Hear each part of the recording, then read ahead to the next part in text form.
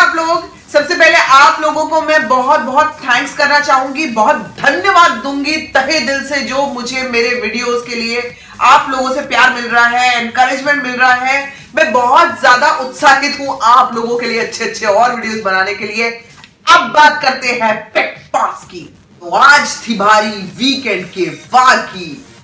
Elimination special था, सलमान खान थे episode में। ऑब्वियसली एपिसोड कहां जाएगा हम सब जानते हैं, रॉकिंग एपिसोड था। तो सबसे पहले बात करेंगे सर्वगुण संपन्न, सर्वोपरि, इच्छाधारी ढोंगी स्वामी ओम की। एपिसोड शुरू होने से पहले ही जो स्वामी ओम ने लंगड़ फेंका है कैमरे के सामने, जो जाकर सलमान को वो बोले कि मैं 60 साल का बूढ़ा हूं और उन्हें माफ किया जाए, उनकी फुटेज लोगों तक ना पहुंचाई जाए, लोगों को ना दिखाई जाए, घर के लोगों को। तो अगर उन्हें वर्ल्ड के ग्रेटेस्ट हीरो का आशीर्वाद मिल जाए तो वर्ल्ड के ग्रेटेस्ट एंटरटेनर बन सकते हैं वो। अपने ही लंगड़ में खुद फंसे बाबा ओम और सबसे पहले खलनायक की कुर्सी पर बैठे बाबा ओम। मन्नू से पूछा गया कि अगर इंग्लैंड और इंडिया का मैच हो और इंडिया को जिताना हो तो स्वामी ओम को किस टीम में होना चाहिए। मन्नू का आंसर इतना ब्रिलियंट था कि बाबा को ना ही इस टीम में, ना ही इस स्टेडियम में, ना ही इस देश में, और हो सके तो बाबा जी का केबल कनेक्शन भी काट दिया जाए। बाबा को कानों कान खबर नहीं लगनी चाहिए कि कोई मैच हो रहा है तभी इंडिया जीत सकती है। Brilliant Mannu, brilliant. सलमान ने स्वामी ओम के ऊपर 15 मिनट की कहानी सुनाई कि बिच्छू और मछली, कि मछली कुछ भी कर ले लेकिन बिच्छू की फितरत है कि वो डसेगा, और बिच्छू ने उसको डसा।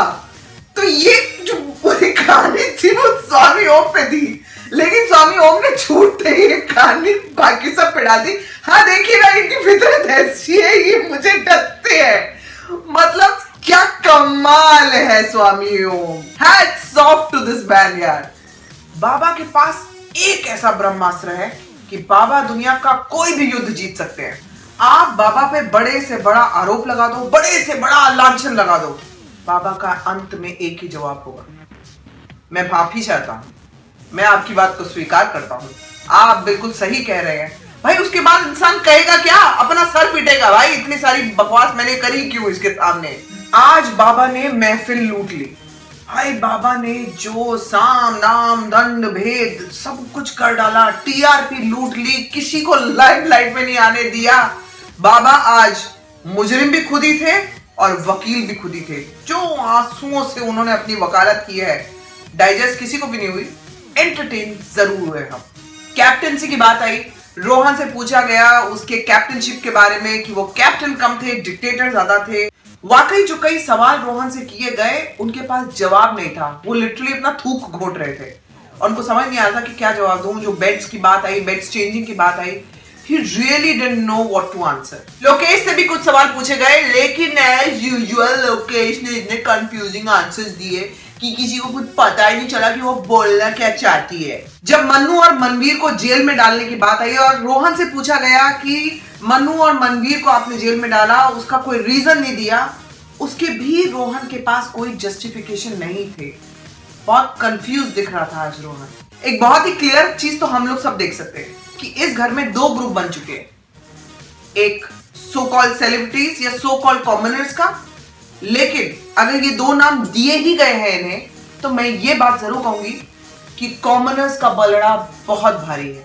बिग बॉस का घर ऐसी बोट की तरह है जिसकी एक पतवार मन्नू के हाथ में है, दूसरी पतवार मनवीर के हाथ में है और स्टीयरिंग बाबा के हाथ में है। True entertainers.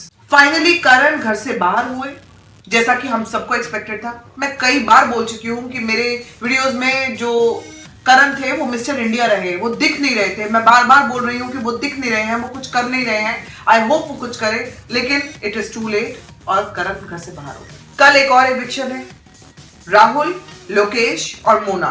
मेरे हिसाब से मोना बहुत ही सेफ है क्योंकि वो ऐसे ग्रुप में है जो अपने आप में बहुत स्ट्रांग है, तो उसमें वो कहीं ना कहीं घुली मिली हुई है, तो वो बचने के उसके चांसेस ज्यादा हैं। So now it's between Rahul and Lokesh. इन दोनों में से कोई बाहर जाएगा क्योंकि ये किसी भी ग्रुप का पार्ट नहीं है। तो आज के हमारे हीरो हैं ऑब्वियसली सलमान, विलेन बनते हैं ऑब्वियसली स्वामी ओम, रीजंस लेने की जरूरत तो नहीं है। तो मिस्टर इंडिया की अगर बात करें तो आई थिंक गौरव जो ज्यादा दिखे नहीं मुझे। कल एक और एलिमिनेशन होने वाला है, बहुत मजा आने वाला है और आप लोगों के लिए मेरे पास एक और सरप्राइज है। मेरे कुछ और वीडियोस में भी डबल वार होने वाला है और अगर आप लोगों को वो सब देखना है तो do subscribe to my YouTube channel which is Sambhavna Seth entertainment. See you tomorrow. Bye.